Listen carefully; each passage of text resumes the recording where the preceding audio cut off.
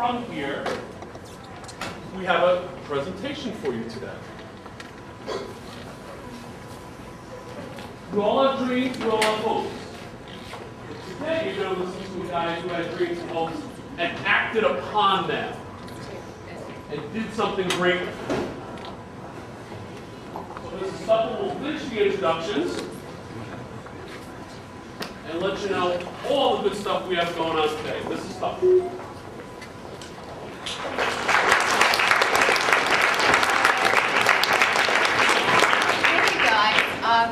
Today you're going to be introduced to someone who really has very, very important messages for you that come straight from his heart, straight from his own experiences.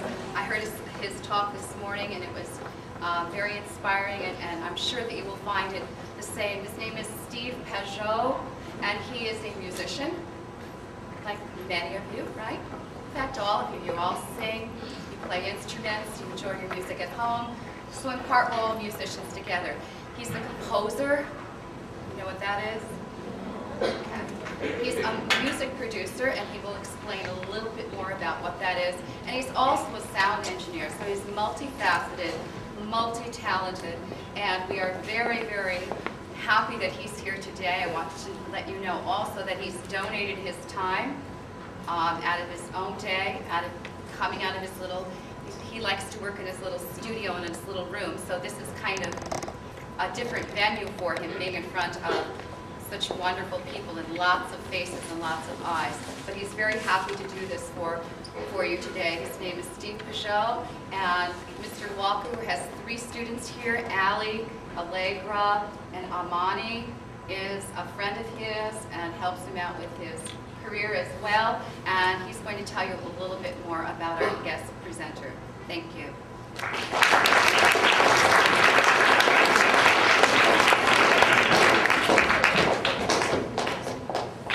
Good afternoon. Good afternoon.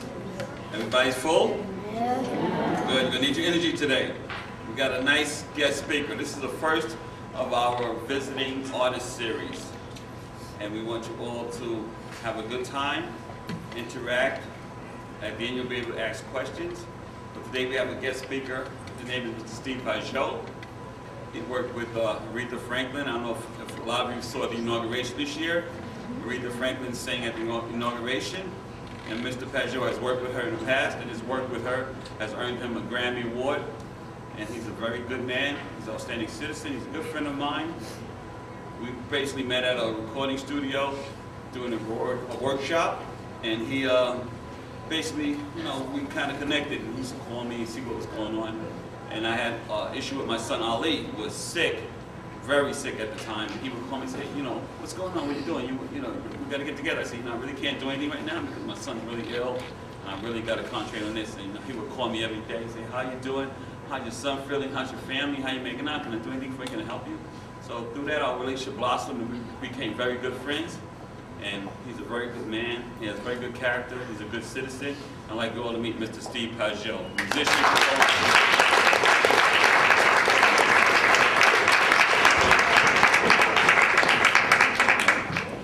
Good afternoon. Good afternoon. How's everybody today? Good. You sure? Yes. You sure? Yes. All right, no problem. I'd like to introduce myself. My name is Steve Pageot. I'm a record producer, a music composer, a flute player, and a recording engineer. Before I start, I'd like to know, does any of you know what you want to be when you grow up? Oh yeah? Wow. You. What would you like to be? Yes. No, you. Yeah. Fashion designer. That's very good. You. An actress. Actress. You, young boy. A doctor? You? Yes. Director. Oh, a what? Director. Director. Okay. You? Football player. Football player. You? An artist. An artist. You in the back? Yes. Baseball player. A baseball player. Wow. You? Yes. Oh yeah? You? Actress? Wow. Wow, that's very nice. That's very good. The reason why I asked you this question is because in order to know what you want to be in the future, it starts right now. You don't want to wait until you're 25, 26, or 30 to figure out what you want to become, what you want to do in life, because by then it's going to be too late. Like when I was your age, I already knew that I wanted to be a professional musician. And it all started when I was 3 years old. My dad gave me a guitar, and he taught me how to play music. So every single day, when my mom used to go to work, it was my dad and I practicing, rehearsing. He used to teach me how to read the notes, musical notes, and that's how it all started. You see, he had a dream. His dream was to see his children be good role models in life. And that's how it all started. So what he was trying to do, you know, it was in the early 70s. So at that time, the Jackson 5 were very big. Y'all know the Jackson 5 or the Jackson 5? Yes. You know, Michael Jackson, you know, the whole family. Yeah. But the only problem, he was trying to make a Jackson 5 group out of me. And I was the only child. So I had to be Michael Jackson, Tito, Jermaine, sometimes Latoya sing those high notes, or Janet. But it was very hard, because I was the only child. So, like I said, I started playing the guitar, and when I turned 8 years old, I started playing the recorder. Now the recorder was a very nice, soft instrument. You know, I'm a very laid-back person, as you can tell. You know, I don't run all day long or jump. You know, so the recorder to me was a nice instrument. So I learned how to play the recorder, and I fell in love playing with the recorder. So I played the recorder for like almost 5 years, and each time I would play, people would say how great of a musician I was. So that's what got me very close to the recorder. When I went to high school, I went for the audition with my recorder, but they weren't teaching. There wasn't no teacher that was teaching the recorder.